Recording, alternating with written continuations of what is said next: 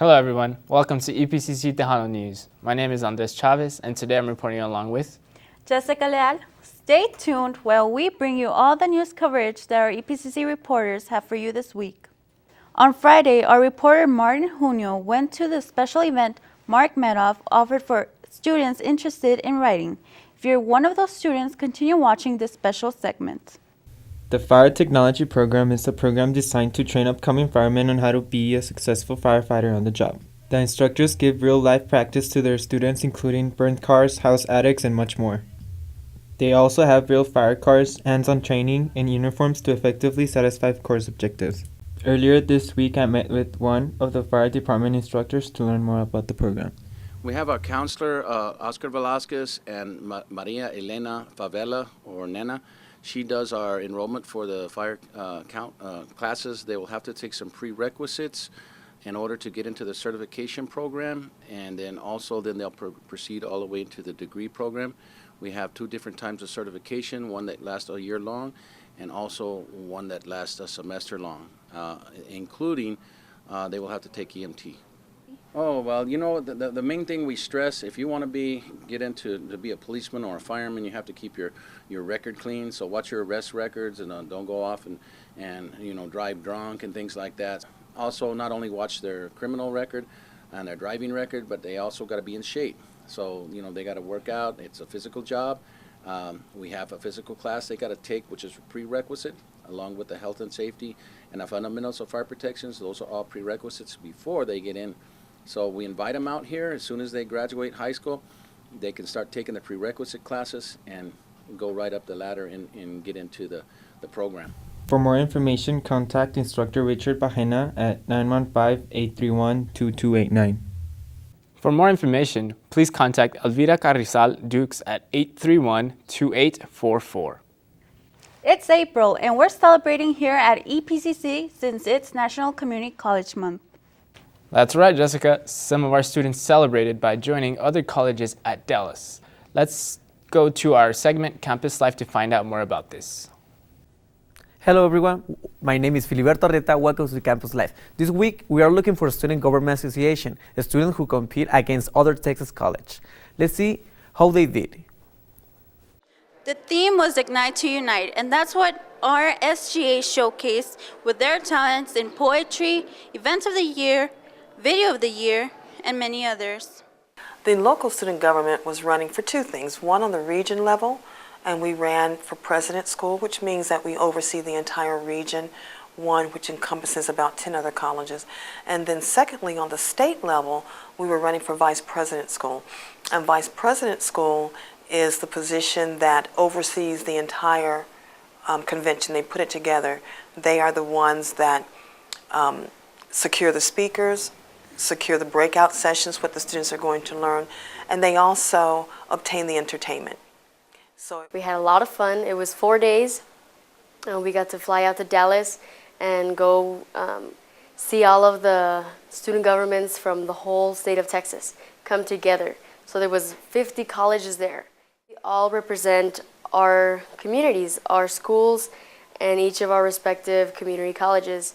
Going through parliamentary procedure, which is Robert's Rules of Orders, and for those that don't know about that, it's just about how to properly run a meeting.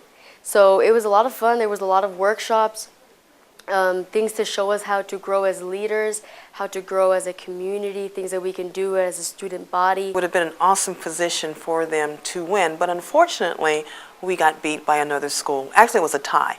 And then when it came down to the tiebreaker, we didn't win in the tiebreaker. But they did an excellent skit while we were out there. Very well put together, very well executed, lots of enthusiasm, and it sparked the audience itself. But yet and still, you know, there's always competition, and we know how competition goes. So for us, we lost and the better man won. But that's okay, we're going to run again next year. Elections are coming up, and like I said earlier, I am the current Student Government Association president. And since I am going to be here for another year, I was hoping to run again and hopefully be able to be your student government president again. And, you know, I think it should be all good fun and good sportsmanship and everything. So I really can't wait to see what all the other candidates have and hopefully I have some people running against me for president because I love good competition. Although our student government didn't win this time, they will run next year, and this time at Houston. Please show them your support as they are your voice. That's all the information we have for today on Campus Life. Join us the next week to learn the latest of the happening with the campus clubs and events. Back to you guys. Thank you guys for that great coverage. Dual credit is now offered at more institutions than ever. But is this a good thing for our college community? Reporter Vivian Maldonado investigates what dual credit offers the community and students alike. Dual credit programs have skyrocketed district-wide, allowing students to obtain college credit while earning a high school diploma. We talked to Sue Silk to get some information on dual credit and its effects on the college community. It became really apparent that we needed some kind of venue or forum, way to talk and ask questions and provide information for ourselves and for, within the college, but then without also. One of the things was professional development, not only for our own teachers, of course, but for the teachers in the high schools. One of the things that's on the horizon is the Texas legislature is acting now. The House, I think, has already passed a couple of bills that affect dual credit in the comprehensive, the regular high schools. And I think they're going to take the limits off of who can take it. And then they're also going to take the limit off of how many courses can be offered. And so we're going to have to find our way through managing all of that and really counting on our partners. That's the other neat thing that's come from the forums and the dual credit conference that we had in the fall, is that we've really been building bridges, which is what the conference was titled, and building partnerships. And so we're kind of all, and with UTEP too, so because they're a real good partner for us in dual credit. And at UTEP, we are very appreciative of the partnership that we have with EPCC related to dual credit. I mean, basically, our objective is to increase the number of high school teachers who are credentialed to teach dual credit courses, thus in turn increasing the number of students who are enrolled in dual credit. I think we had 75 to 80 people at the first one, and I would say it was probably made up of more EPCC people, but we've grown, I want to say at least 125 people. And it's just kind of exploded, and I think that's the fun part. I mean, we also spoke to Leticia Guerra, who gave us some more information on how dual credit makes an impact. One of the things that I want to do is to make the enrollment and registration process more efficient, streamline it. It takes all of us to work together to continue to make this dual credit successful for our students. As being a parent of two students that have participated in the dual credit program, it really affords them the opportunity to get a head start and use that experience to go to a 4-year college. Dual credit program is an opportunity that will help all students get that college experience before they graduate from high school. And it is so important because we know that studies show that the more college credit a student can be afforded and participate in and be successful in, then the better their chances are to be successful at a 4-year college.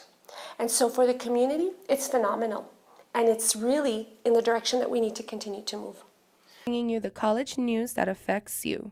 This is Vivian Maldonado reporting for Tejano News, EPCC. Thank you, Vivian, for giving an informative report on dual credit.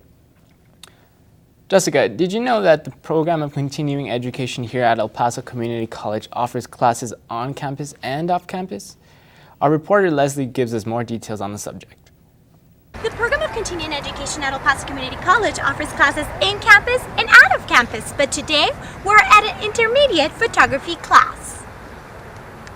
Today I am at the Municipal Rose Garden of El Paso smelling some roses as the students from the intermediate photography class take some photos. Every Saturday this photography class gets to go on a field trip to different places around El Paso. Students love the fact that this photography class is not in a classroom setting. The opportunity to go places in El Paso that I haven't had an opportunity to see, even though they've been here for many, many years. Haven't been to this rose garden in many years. We went to the Wilderness Park Museum, never been there. The Border Patrol Museum, never been there. It's a shame, but that's one of the main things. And I'm meeting some really unique, interesting people that I wouldn't come across in my daily life, I'm sure.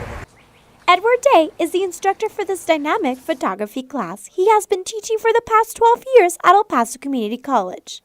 I love teaching the intermediate photography class because it's always students that I've had previously who are wanting to hone and fine-tune the skills that they got in the beginning class, and they always ask so many more questions. They're really eager to learn.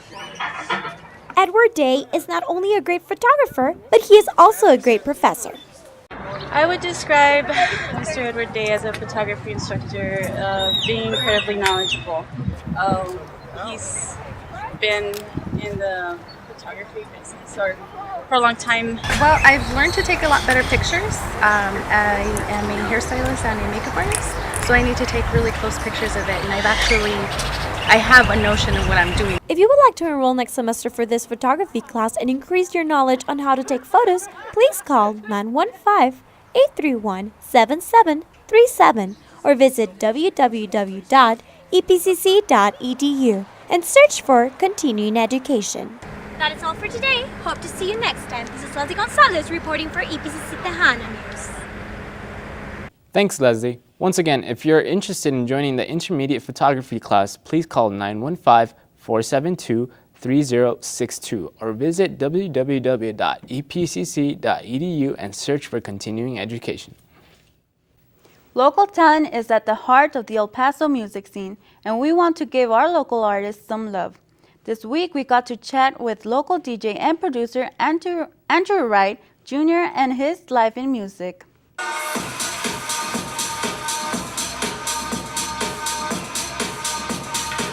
The thing I love the most about DJing is, you're in control of the night or for that hour, or whatever you want to call it.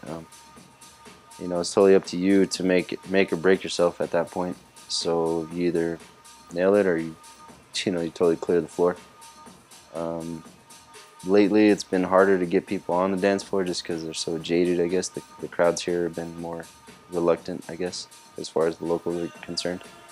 So it kind of takes the wind from under your sails a little bit. But I try not to let that bother me, and I just play my set, and hopefully it's as good as it can be at the time. The places I played out in El Paso have been pretty much any place that a DJ has been allowed to play. It's fun. It's just kind of how it goes. People keep transferring either Wednesday nights or a weekly some here and there, and so you get asked to play, and you take the venue. So pretty much, the most recent places 301, Basement S7, stuff like that. Those are the only thing really currently in El Paso that are happening. So, how long have I been involved in music? The last 5 years, I guess, as far as production values and stuff. Not that great at it still, but it's it's always a learning process. So, yeah, currently I'm working on some new stuff. Nothing really solid, just kind of messing around at the time, or right now for the time being. I do have some ideas in the works, but I have a partner that I work with, but he's been kind of out of commission for a little while, so we haven't really got as far as we needed to go. If you want to visit any of my web pages, they should be right here on the screen.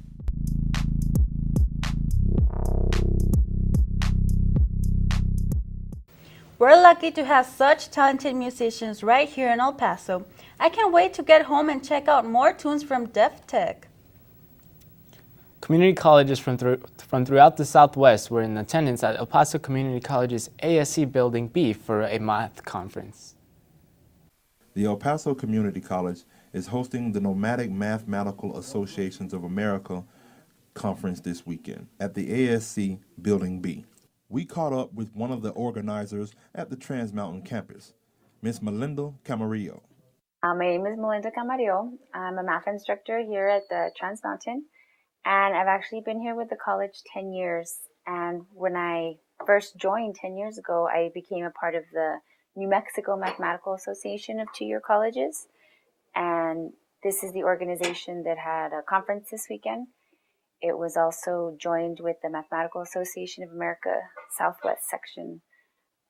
So we had a joint conference, and I was one of the organizers of the conference. So we had people from all over the Southwest joining us this weekend, people from Arizona, Texas, New Mexico, and actually a few other people from other parts of the United States. We had a wide range of talks at our conference, from math education, curriculum design, math and philosophy, engineering talks. We had poster sessions, so we had all sorts of math-related talks and activities. We had a math play that was shown during the weekend. The Mathematical Association of America celebrated its 100th birthday, so we had a little celebration to honor them. And it was just an all-around good time getting to know a bunch of math or math-related instructors and students throughout the area.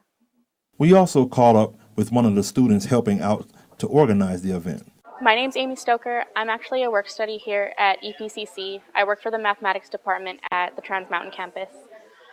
Basically, this conference is for all of the Mathematical Association of America members and the pneumatic members to come together and kind of share their ideas of what they've developed through their studies of math.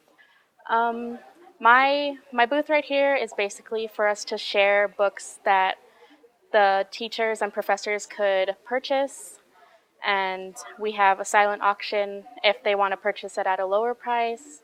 It gives them all other types of options to show to their students to help them educate themselves. Also, we spoke with an out-of-town teacher who works for Mesa Lance Community College.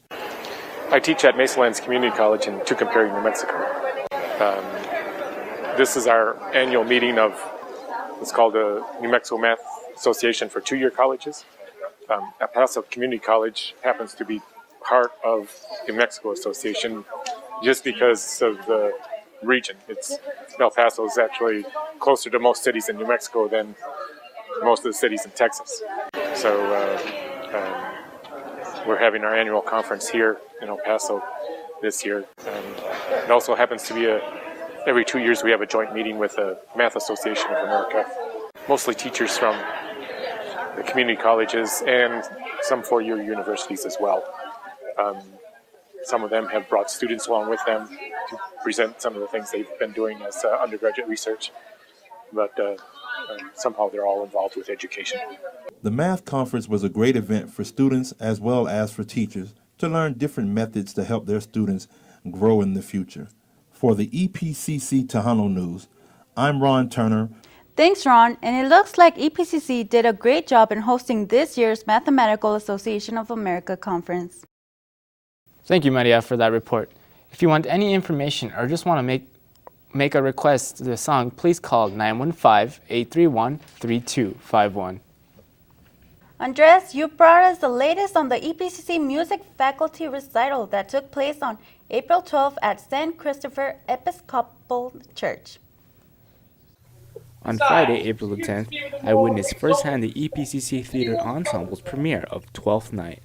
Very well, and God have mercy upon one of our souls.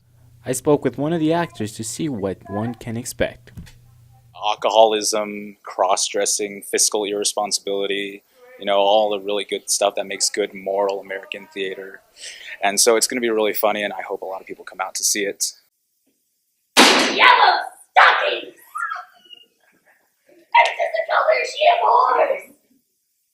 You get a bunch of nerves going on in the entire cast, but it's strange because with all this nervous energy, everybody's together, everybody's unified, and there's this weird connecting string that's in all of us. And so going from where we started to where we are now, it's not even the same show. Like we started out here like just setting up a set and practicing with that, and now we have this entire awesome set of an alleyway and a pizza street and a moving company. Sharply painted tongue gives manhood more approbation and proof itself. Make sure to catch them live at the EPCC Forum Theater located at Trans Mountain. This is Andres Chavez reporting for EPCC Tejano News. Thanks, Andres, for keeping us informed of the performing arts around EPCC. We're now going to bring an exhibit that shows great skills with the senior community in El Paso. Last week, Mary Janice has organized the Grand Gallery of Senior Art and Music Extravaganza that brings both an exhibition and a show.